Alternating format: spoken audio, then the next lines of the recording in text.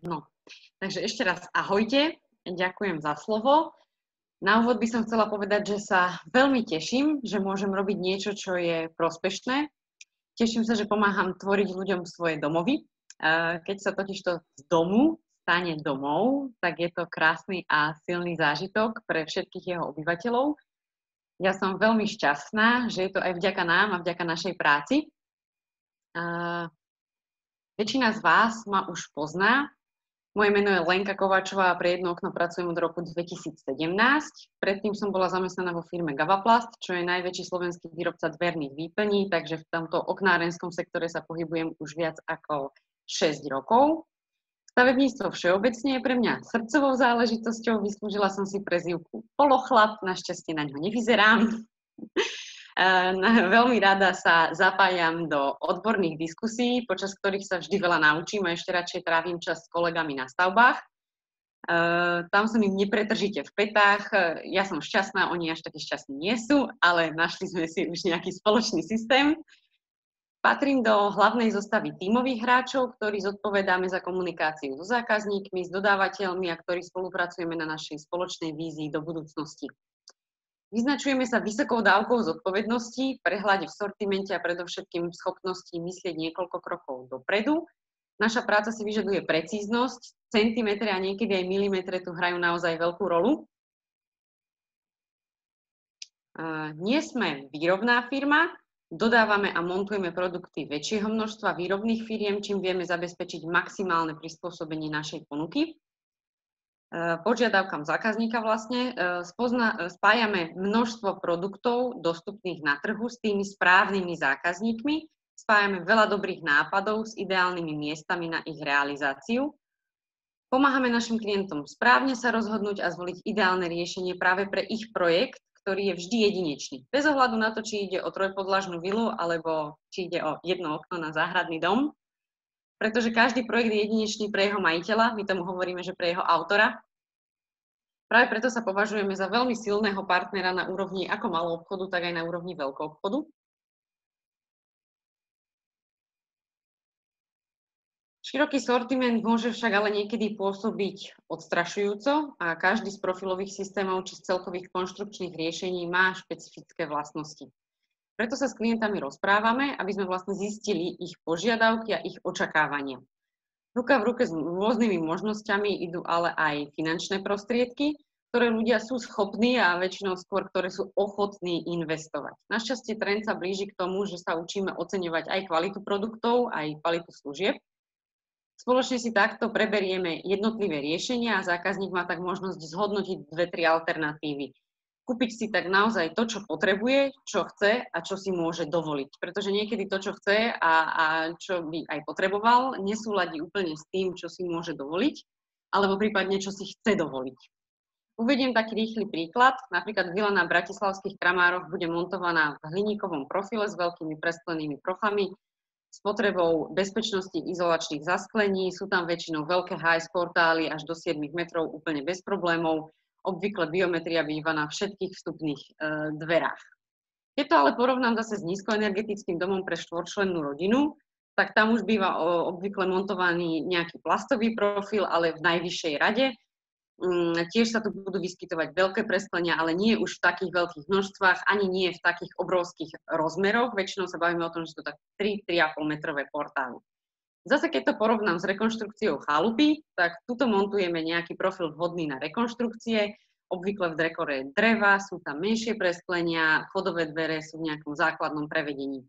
To znamená, že keď som tu dala 3 príklady, tak v podstate všade sú použité úplne iné profilové systémy, úplne iné technické riešenia a to je všetko, čo my vieme prispôsobiť a zabezpečiť. Aj vďaka tomu, že nie sme výroba a nešpecifikujeme sa na jeden druh výrobku, ale vlastne, že máme naozaj široký sortiment, ale zase musíme vedieť nasmerovať toho zákazníka a zistiť, čo naozaj potrebuje. A veľakrát sa stane, že je to vlastne jeden investor, ale použijeme 3 profilové rady. Vďaka takémuto prístupu vlastne zákazník si nemusí lámať hlavu nad správnym riešením a postupnou diskusiou sa k tomuto riešeniu vlastne spoločne dopracujeme a zákazník je potom spokojný. Spokojný so svojím rozhodnutím vlastne do tej investície vstúpiť. Táto naša Cesta k uzatvoreniu spolupráce je iba takým prvým z niekoľkých krokov vedúcich k úspešnému ukončeniu zákazky. Po objednaní nasleduje montáž výplní stavebných otvorov. Sú to väčšinou najskôr okná, vchodové dvere, HS portály a v niektorých prípadoch aj garážové brány.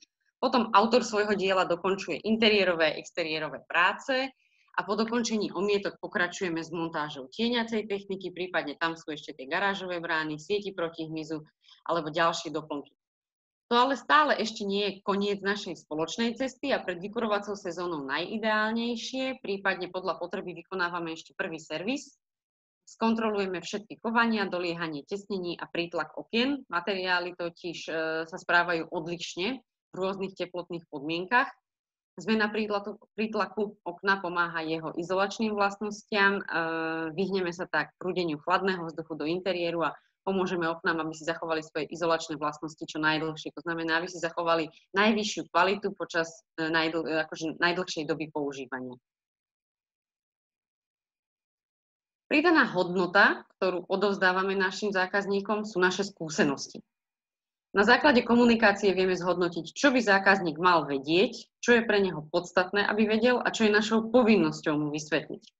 My sme tí odborníci, to znamená, že zákazník nemusí vedieť o všetkom všetko. Práve, že my potrebujeme zistiť len to, čo zákazník by asi chcel a čo si môže dovoliť a my mu podľa toho vieme presne zacieliť to, čo asi on bude potrebovať a súčasne ho vieme poupozorňovať na všetky potrebné informácie, ktoré musí vedieť, aby ten prvok, ktorý si kúpi, ktorý si vyberie, mu slúžil čo najdlhšie. Našou úlohou je vlastne zákazníka poučiť. Voláme sa, že sme takí doktori na oknách. Vlastne základné veci a súčasne prvky, ktoré sú potom najčastejším predmetom častých servisov a potom sa dostávame až k reklamáciám, sú vlastne konštrukčné vyhotovenia, farebné prevedenia, nevyhnutná je tam aj príprava pre tieňacu techniku. Servis býva taký, ktorý veľmi málo ľudí vôbec spomenie a takisto dávame rady do budúcnosti. Len tak zbehne to zhrniem, čo sa týka konštrukčných vyhotovení.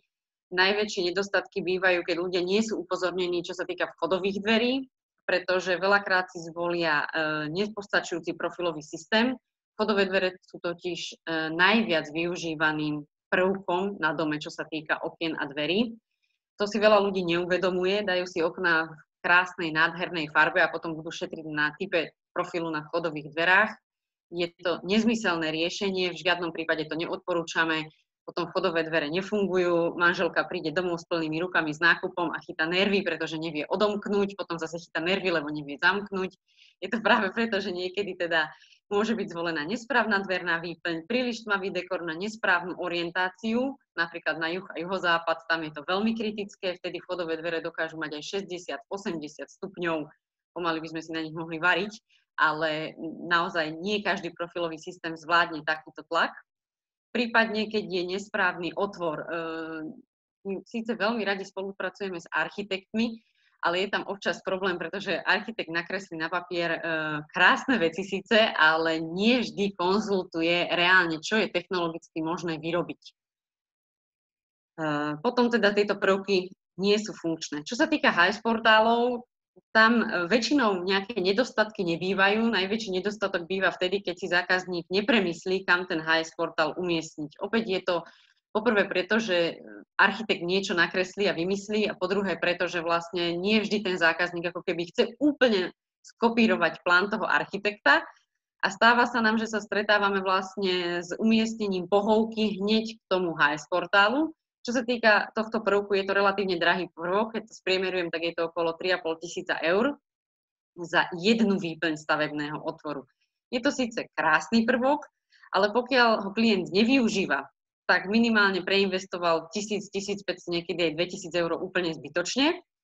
A v horšom prípade sa stáva, že vlastne prichádzame na reklamácie, kde zistíme, že zákazník v podstate si ublížil sám, pretože si prisunul pohovku najbližšie, ako sa len dalo, k tým preskleniam veľkým a vlastne dochádza k javu, ktorý sa nazýva tepelný lom. To znamená, že bez akéhokoľvek vonkajšieho pôsobenia, to znamená mechanického nejakého poškodenia, tie sklá začínajú praskať a potom treba všetky sklá vymeniť. A zákazník sa čuduje, čo to má za nekvalitu, pritom to nejde tu o nekvalitu, ide o zlé umiestnenie doplnkov v domácnosti a vlastne jednoducho tú fyziku nevieme oklamať, ale je dôležité zákazníkov na toto dopredu upozorniť a keď oni to vedia, tak vedia, čomu sa majú vyvarovať a vedia, že niektoré veci nemajú robiť.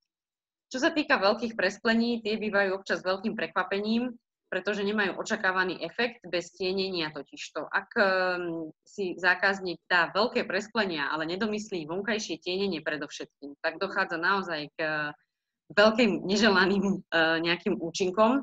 Ja som tiež veľkým zástancom záclon a závesov, ale nemôžeme ich použiť ako hlavný typ tienenia, pretože väčšina tepla sa dostane do interiéru, čo v letnom období spôsobuje neželané prehrievanie.